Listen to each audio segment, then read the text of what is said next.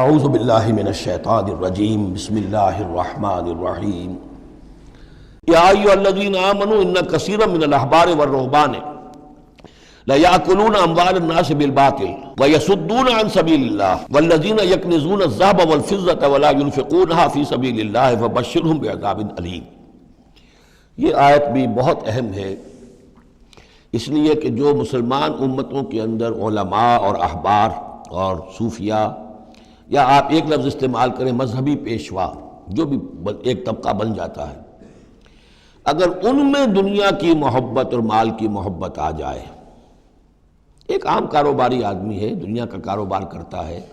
اب ظاہر بات ہے حلال ذریعے سے کما رہا ہے، اچھا کھائے اچھا پہنے، ٹھیک ہے،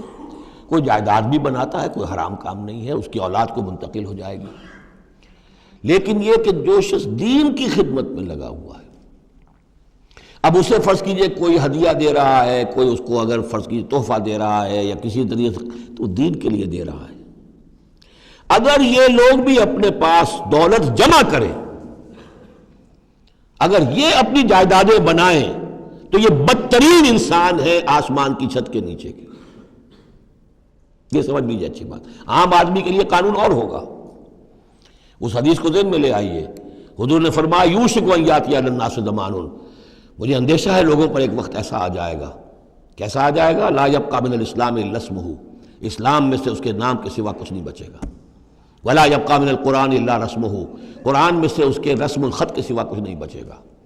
مساجدہم عامرۃ، ان کی مسجدیں آباد بہت ہوں گی، شاندار ہوں گی، وہی خراب من الہدی، ہدایت سے خالی ہوں گی۔ وعلماؤہم شر الناس تحت ادیم السماء، اور ان کے علماء آسمان کی چھت کے نیچے کے بدترین انسان ہوں گے۔ من عندہم تخرج الفتنۃ وفیہم تعود، انہی میں سے فتنہ برآمد ہوگا، انہی میں گھس جائے گا۔ تو یا ایھا الذین آمنوا، اہل ایمان، ان کثیرا من الاحبار والرہبان، یقیناً بہت سے علماء اور درویش، لیأکلون اموال الناس بالباطل، وہ لوگوں کے مال ہڑپ کرتے ہیں باطل طریقے سے، ویصدون عن سبیل اللہ، اور وہ روکتے ہیں لوگوں کو اللہ کے راستے سے، والذین، اور کوئی نئی دعوت اٹھی ہے، کوئی اللہ کا بندہ جو ہے لوگوں کو دین کی طرف بلا رہا ہے، یہ اپنی مسندیں جب خطرے میں دیکھتے ہیں تو نہیں چاہیں گے کہ ہمارے عقیدت مند جو ہے وہ کسی بھی ایسی دعوت کی طرف رخ کریں اور متوجہ ہو جائیں۔ ان کی جائیدادیں بن رہی ہیں، بڑے بڑے ایسٹس بنا رہے ہیں، جب مرتے ہیں تو چھوڑ کر جائیدادیں جاتے ہیں، ان کی اولادوں کے پھر آپس میں مقدمے ہوتے ہیں، جھگڑے ہوتے ہیں۔